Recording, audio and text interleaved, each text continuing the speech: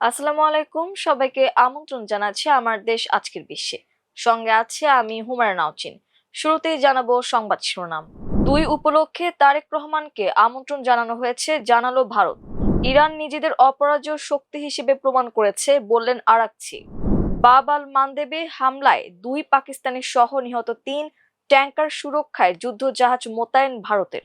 ইয়েমেনের 2 শহরে হুতিদের ক্ষেপণাস্ত্র হামলা। ড্রোন হামলায় লিবিয়ায় তেল শোধনাগারে ভয়াবহ আগুন।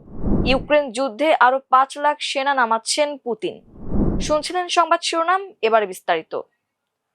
বাংলাদেশে নিযুক্ত ভারতীয় হাই কমিশনার দীনেশ ত্রিবেদীর সঙ্গে বাংলাদেশের প্রধানমন্ত্রী তারেক রহমানের সাম্প্রতিক বৈঠকে দুই দেশের দ্বিপাক্ষিক সম্পর্কের নানা দিক নিয়ে বিস্তারিত আলোচনা হয়েছে।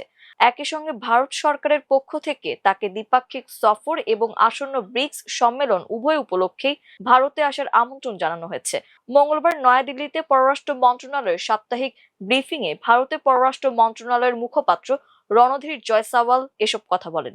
জয়সাওয়াল বলেন, বাংলাদেশের নতুন সরকার দায়িত্ব নেয়ার পরপরই প্রধানমন্ত্রী তারেক রহমানকে ভারতে দ্বিপাক্ষিক সফরের জন্য আনুষ্ঠানিক আমন্ত্রণ জানানো হয়েছিল। এর পাশাপাশি আঞ্চলিক জোট বিমস্টেকের বর্তমান সভাপতি হিসেবে বাংলাদেশ প্রধানকে আগামী সেপ্টেম্বরে নয়াদিল্লিতে অনুষ্ঠিতব্য 18তম ব্রিক্স শীর্ষ সম্মেলনের আউটরিচ সেশনে অংশগ্রহণের জন্য পৃথক আমন্ত্রণ পাঠানো হয়েছে। ঢাকায় ভারতীয় হাইকমিশনারের সঙ্গে প্রধানমন্ত্রীর সাম্প্রতিক বৈঠককে অত্যন্ত আশাব্যঞ্জক ও ইতিবাচক হিসেবে উল্লেখ করে মুখপাত্র জানান, দুই দেশের স্বার্থ সংশ্লিষ্ট এবং দ্বিপাক্ষিক বিভিন্ন বিষয় আলোচনায় উঠে এসেছে। ইরানের পররাষ্ট্রমন্ত্রী আব্বাস আরাকচি বলেছেন, তার দেশ বিশ্বকে দেখিয়ে দিয়েছে যে ইরান একটি কঠিন ও অপরাজেয় শক্তি। টেলিভিশনে সম্প্রচারিত এক সংবাদ সম্মেলনে আরাকচি বলেন, বিভিন্ন দেশের পররাষ্ট্রমন্ত্রী ও কর্মকর্তাদের কাছ থেকে তিনি বারবার শুনেছেন, আপনারা ইরানিরা একটি অলৌকিক ঘটনা ঘটিয়েছেন, পুরো বিশ্বকে বিস্মিত করেছেন। তিনি বলেন, কেউ ভাবেনি যে ইরান এভাবে যুক্তরাষ্ট্রের বিরুদ্ধে প্রতিরোধ গড়ে তুলতে পারবে।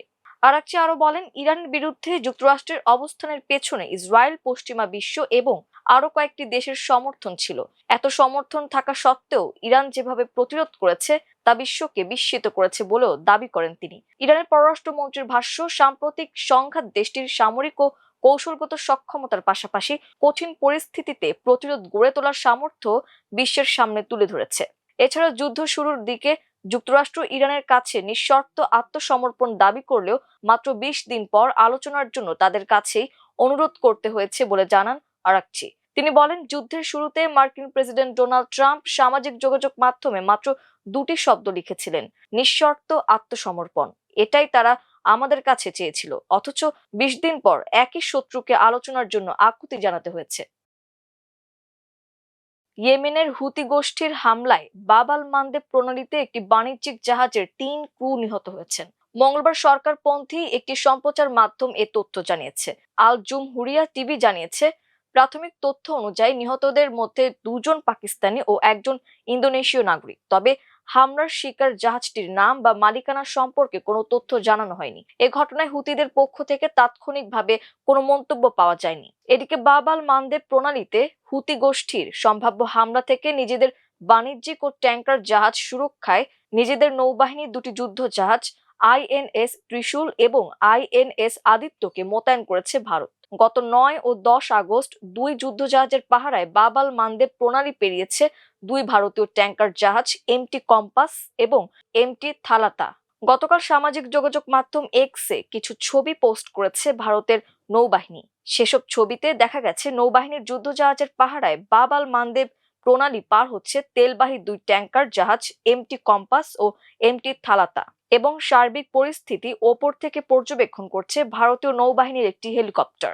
ইয়েমেন থেকে সৌদি সেনাদের প্রত্যাহারের দাবি জানিয়ে গত 20 জুলাই বাব আল মানদেব প্রণালীতে অবরোধ জারি করে ইরানের সমর্থন পুষ্ট ইয়েমেন ভিত্তিক সশস্ত্র গোষ্ঠী হুতি। তারপর গত 4 আগস্ট প্রণালীর কাছে ড্রোন হামলার শিকার হয়ে ডুবে যায় ভারতীয় পতাকাবাহী বাণিজ্যিক জাহাজ এসএমভি ফাইজ নূরে ওলিয়া। ওই হামলার পরেই বাব আল মানদেব প্রণালী ও লোহিত সাগরে চলাচলকারী জাহাজগুলোর নিরাপত্তার জন্য নৌবাহিনীর যুদ্ধজাহাজ মোতায়েনের সিদ্ধান্ত নেয় ভারতের কেন্দ্রীয় সরকার। লোহিত সাগরের তীরবর্তী বন্দর নগরী আল মাখা এবং কেন্দ্রীয় শহর মারিবের একটি আবাসিক এলাকায় ক্ষেপণাস্ত্র হামলা চালিয়েছে ইয়েমেনের বিদ্রোহী গোষ্ঠী হুতিরা। দেশটির আন্তর্জাতিকভাবে স্বীকৃত সরকার জানিয়েছে এসব এলাকায় ব্যালিস্টিক ক্ষেপণাস্ত্র দিয়ে লক্ষ্যবস্তু করা হয়েছে। মঙ্গলবার কাতার ভিত্তিক সংবাদ মাধ্যম আল জাজিরার এক প্রতিবেদনে এই তথ্য জানানো হয়েছে। এতে বলা হয়েছে, হুতিদের চালানো এসব হামলায় হতাহতের কোনো তথ্য ইয়েমেনি বাহিনী জানায়নি। তবে এর আগে আল মাকা শহরে চালানো হামলায় অন্তত 7 জন নিহত ও 30 জন আহত হয়েছিলেন। এর একদিন পর নতুন করে হামলা চালানো হয়েছে। এতে বন্দর এলাকায় ব্যাপক ক্ষয়ক্ষতি হয়েছে। স্থানীয় গণমাধ্যমের প্রতিবেদনে বলা হয়েছে, সোমবার ইয়েমেনের দক্ষিণ মধ্যাঞ্চলীয় প্রদেশ সাবুয়ায় হুতিদের ড্রোন হামলায় 2 ইয়েমেনি সেনা নিহত এবং আরো 7 জন আহত হয়েছেন। লিবিয়ার রাজধানী ত্রিপোলির পশ্চিমে অবস্থিত জাউরিয়া তেল শোধনাগারে ড্রোন হামলার পর ভয়াবহ আগুন ছড়িয়ে পড়েছে। আগুন নিয়ন্ত্রণের জরুরি সেবা সংস্থাগুলো কাজ করছে। 2 দিনের মধ্যে এটি সেখানে তৃতীয় হামলার ঘটনা। সোমবার সন্ধ্যায় শোধনাগারটিতে ড্রোন হামলা চালানো হয়।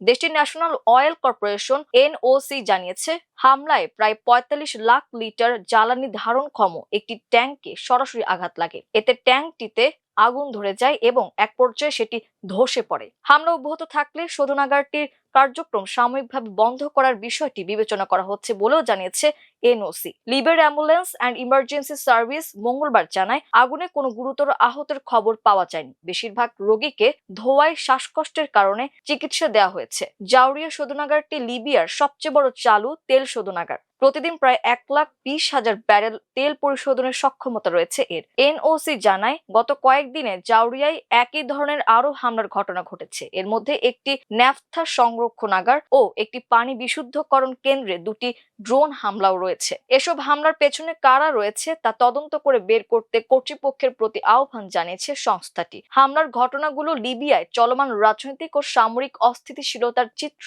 আবারও সামনে এনেছে। ইউক্রেন যুদ্ধে নতুন করে 5 লাখ সেনা সংগ্রহের পরিকল্পনা করছেন রুশ প্রেসিডেন্ট ভ্লাদিমির পুতিন। ইউক্রেনের প্রেসিডেন্ট ভলোদিমির জেলেনস্কির বরাত দিয়ে এনডিটিভির এক প্রতিবেদনে এই তথ্য জানানো হয়েছে। ইউক্রেনীয় গোয়েন্দা সংস্থার তথ্যের ভিত্তিতে জেলেনস্কি জানিয়েছেন, আগামী সেপ্টেম্বর মাসের শেষের দিকে রাশিয়ার ডুমা বা সংসদ নির্বাচনের পরেই এই বিশাল সেনা সংগ্রহের প্রক্রিয়া শুরু হতে পারে। প্রেসিডেন্ট জেলেনস্কি সম্প্রতি এক সাক্ষাৎকারে উল্লেখ করেছেন যে পুতিন এই যুদ্ধ থামানোর কোনো পক্ষপাতী নন এবং তিনি তার দেশের সাধারণ মানুষকে নিয়ে ভয়ের কারণে এই সেনা সমাবেশ খোলাখুলিভাবে করবেন না। ইউক্রেনীয় নেতার মতে, এত বিশাল সংখ্যক মানুষকে একসঙ্গে দ্রুত প্রশিক্ষণ দেয়া রাশিয়ার পক্ষে সম্ভব নয়, যার ফলে যুদ্ধক্ষেত্রে অপর্যাপ্ত প্রশিক্ষণপ্রাপ্ত সেনার সংখ্যা বেড়ে যাবে। আর এর সরাসরি প্রভাব পড়বে রুশ সেনাদের বড় ধরনের প্রাণহানির শঙ্কার মধ্য দিয়ে। এই ছিল আমার দেশ আজকের বিশ্বে। এতক্ষণ আমাদের সঙ্গে থাকার জন্য অসংখ্য ধন্যবাদ। আল্লাহ হাফেজ।